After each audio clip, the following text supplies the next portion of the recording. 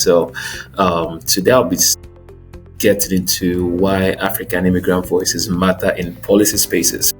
We're doing okay, because that's almost always the focus when we talk about thriving. It's how do I go from surviving to doing okay to doing well to, where I can take care of myself and cater to the people that I love, take care of folks back home, and that's we've made it for most, immigrants, right? But it's deeper than that, and it should be more than that. It should be more than just that's just one level of surviving, and it's we want to move from just surviving to thriving to being active contributors to the ecosystem that we find ourselves in today. That's really what this is about. So we're going a little deeper today, and what thriving means is it's about having a voice and how that shapes our experience as immigrants here in the United States. But we are highly underrepresented in policy discussions, right? Especially when you compare it to other immigrant groups, we are highly underrepresented. Policy discussions, things that affect immigration, for example, our voices are not necessarily being heard in those conversations. Policies around education. A lot of us come here to go to school. Education is a key part of the immigrant experience. How much of our voices in policy around business, community welfare, all of these things. We're present, but we're not heard. It's time to leave the menu and get to being part of the table where the conversations and decisions are being made. And most decent people do not want to dabble into politics, right? Our voices matter. It's important. Our voices matter. More representation and visibility, right? Representation and visibility.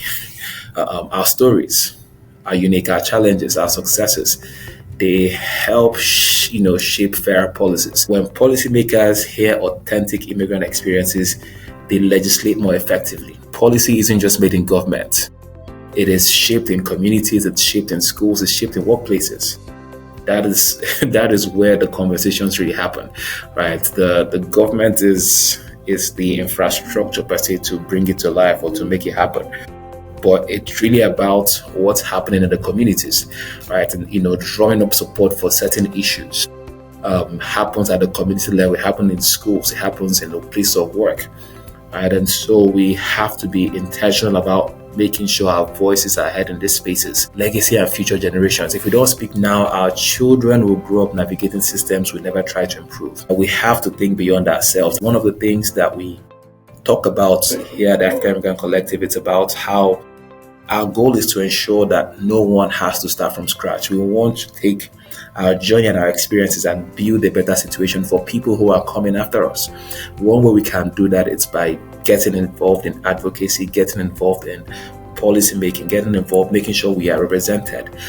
It's super powerful. It's super important. Everybody needs to lend their voice. Everybody needs to get off, your couch and jump in. And our voice also matters because there's power in unity, right? There's power in unity. When we speak in one voice, it can spark change. Our collective voices together is powerful. We can spark change and we can sustain change when we speak in one accord. Community amplifies advocacy. One voice can spark change. One voice can spark change, and our collective voices can sustain change. There's power in unity.